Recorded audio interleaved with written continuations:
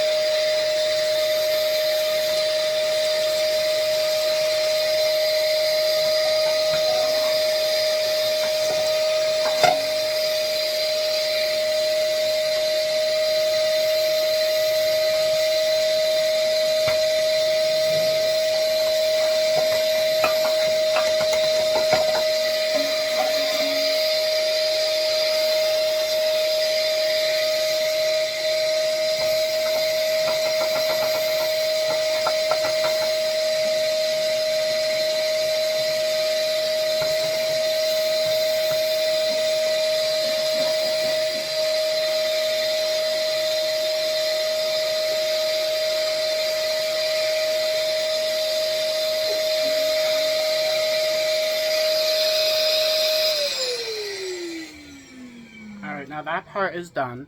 You can definitely see the difference. Before, you couldn't see this where the auger is, where it shoots out the pellets or brings out the pellets. I do have a towel on the floor. Just I did show you that one piece of ash stuck to the hose vac. I did have a towel on the floor because there's some bits of the ashes on the ground right now, or the floor, whatever. I do have a towel down, so don't worry about it, but also my carpet's old, it's discolored, etc. So the next part I'll do I have gloves. Now for this part, I always wear gloves. These, they weren't Lowe's, I guess they were called, terry towels, I believe they were called. And, you know, there's paint on it from when I paint the walls. I use these for pretty much cleaning, dusting. You know, I also use ones without chunk of paint for dusting. But these I pretty much use for cleaning anything. I only use white because I throw them in the washer with bleach. I let them soak with bleach, that kind of stuff. Now for the cleaner, I'm using this. It's by Scentsy. I don't know if you can see it. It's a all-purpose cleaner. Now this is just a mixing bottle. You buy bigger bottles. You order them, like I think you get like 3 for maybe 15, 20 bucks from Scentsy. And you can get the bottle. I have 2 of these. This is one of them. There's a line right here. I don't know if you can really see it right there. You put the solution up to that line. And then you fill the rest of this up, I think up to here. Where like it looks like thick plastic with just water. So I use this when I clean the glass. I do the inside and the outside. When I do the inside glass, I always wear gloves because you may never know when you get some on your hands. When I deep clean the stove, I might do a video on that in the springtime. I also wear gloves because it gets pretty dirty. Now when I deep clean it, I just vacuum the inside. I have a special tool that's up on the shelf up there that I use to clean inside of it. Usually I keep the tool down here on the bottom. But because one of my dogs was carrying it around the house, I stuck it up on the shelf above my pellet stove. So with this, because I don't want the solution to get on the ropes, I will spray it directly on the terry towel.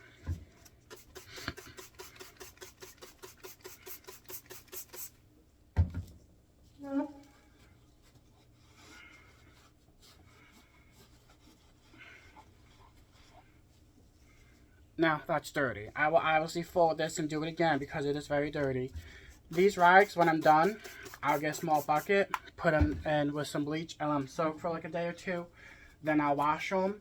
They will come out a little brown, but that's okay. I mean, this is just for cleaning. It's not like, you know, these are going to be using to wash bodies with or anything. Obviously, they're still dirty, so I'll grab another one, spray more solution onto it, and clean it probably one more time.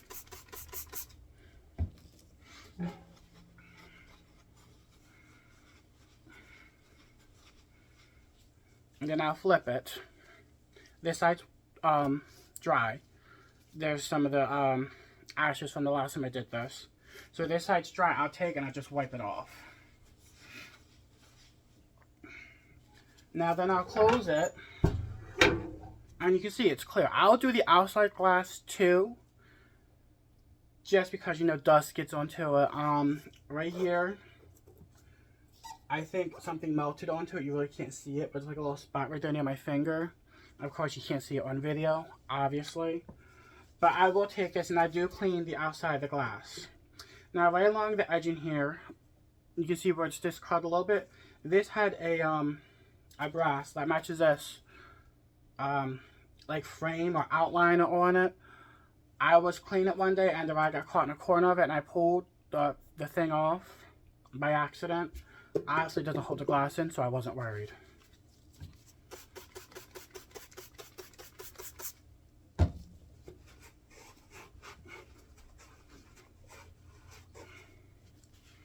So that's what it looks like, and that's why I clean it every day. This is probably just a little rust from the edging, and this is the dirt on the glass.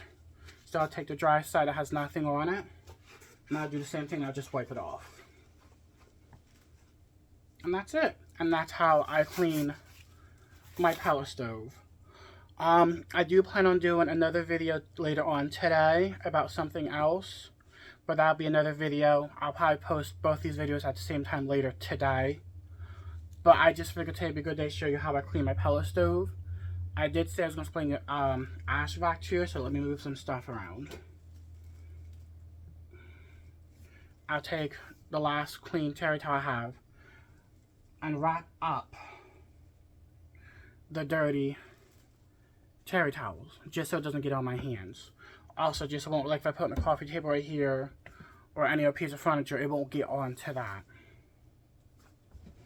Now the ash vac, I've had this for quite some time. Unplug it. I gotta do some adjustments. Nah, I won't do it. So this is my ash vac.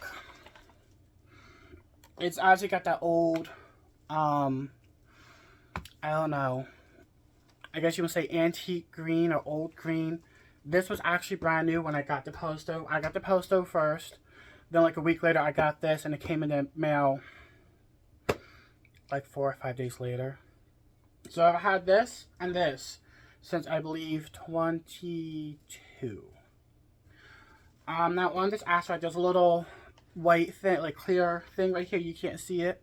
When you turn this on, it shows up red. I believe that just shows you how full this is.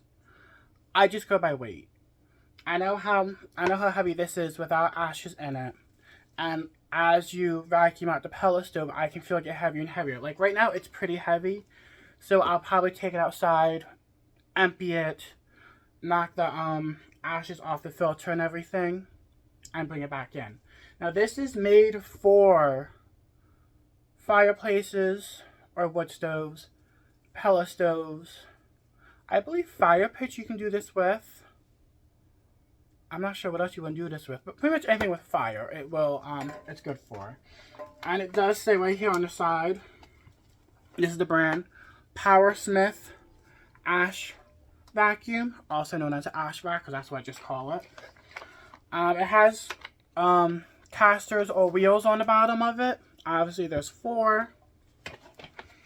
Now, it came with this attachment. It came with like a, you know, obviously an extender. Came with this piece that also folds up into like a brush. When I deep clean, I do use this as well to kind of help knock off the ashes from inside the stove. I do have nut brushes up there that came with this system. And this I just pretty much, I kind of keep it together. I keep it on one of these holes here. And when you pick it up, you see these like holes right there. That I just use for it. Like this is the hose.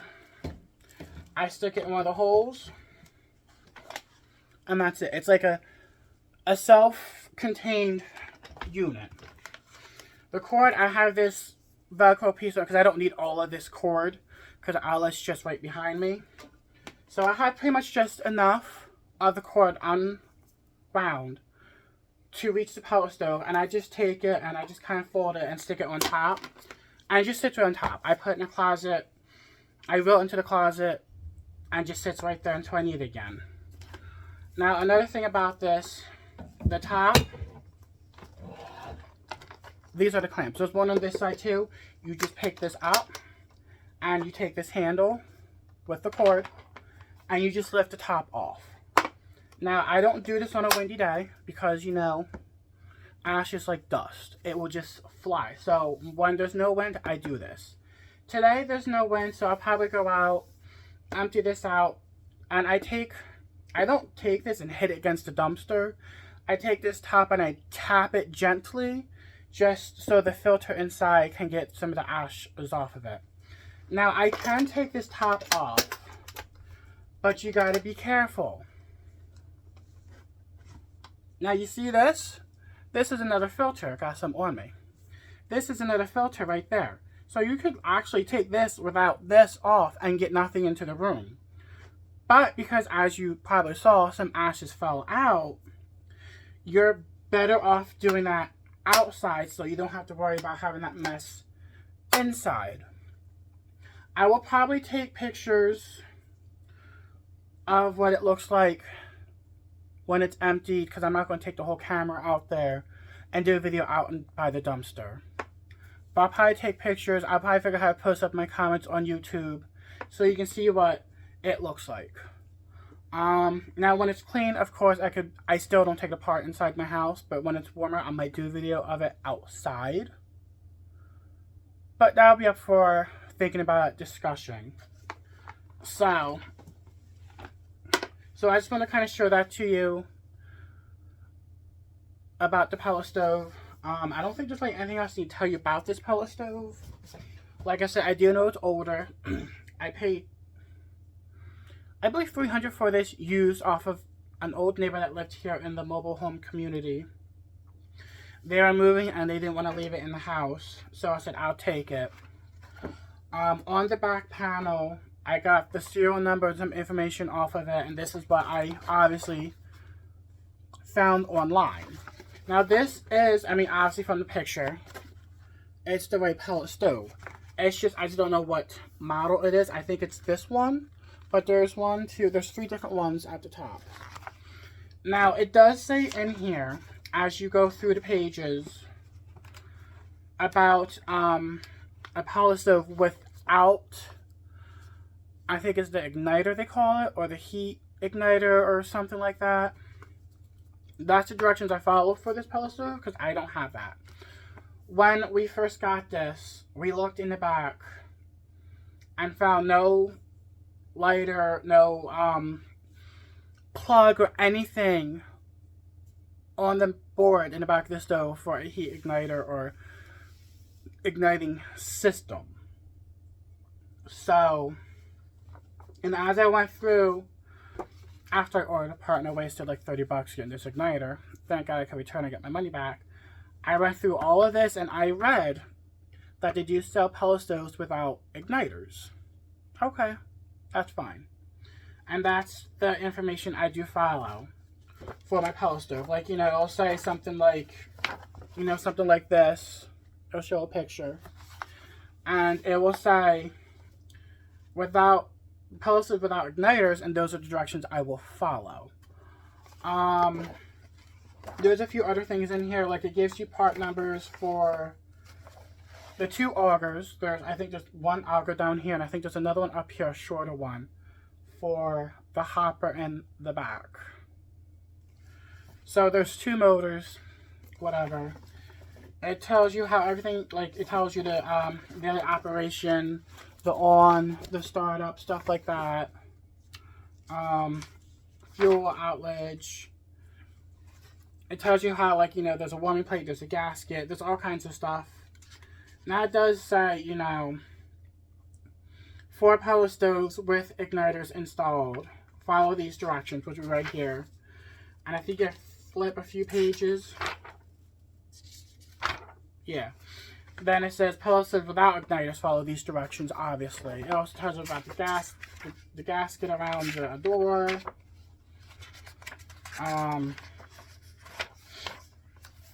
It tells you how to work the panel, which is common sense.